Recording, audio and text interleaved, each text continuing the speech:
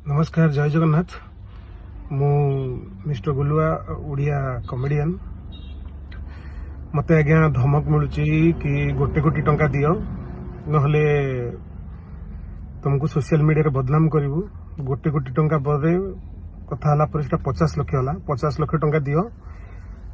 तुमको social नदेले social media रे बदनाम करू एवं बदनाम करने सहित तुमको मिछ केस रे फसैकरी जेल पुरेबू एवं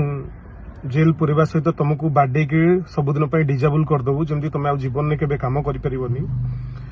आ एई केस नहीं कि मु काली जतले बालियंता थाना जाइथिली आ मते जे धमक दउचंती मु देखिली जे तांकर कनेक्शन मध्य थाना रे अछि मु आउ थाना को दौड़ी कि मो ए समय रे मु जाई पारिबिनी मते लागुनी मु थाना रे पहुंची पारिबी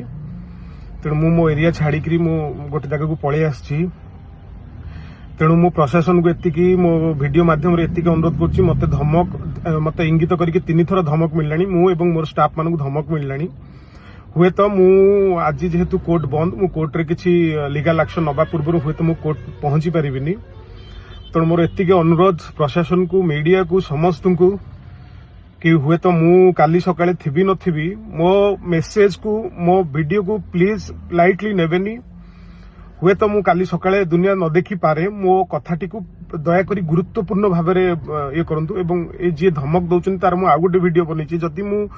मोर कोनोसी क्षति हला मु मरी गली कि मोर कोनोसी एक्सीडेंट हला कि मो गोड़ भांगिला कि मो हाथ भांगिला मु तांको ना स्पष्ट से वीडियो रे मेंशन कर देछि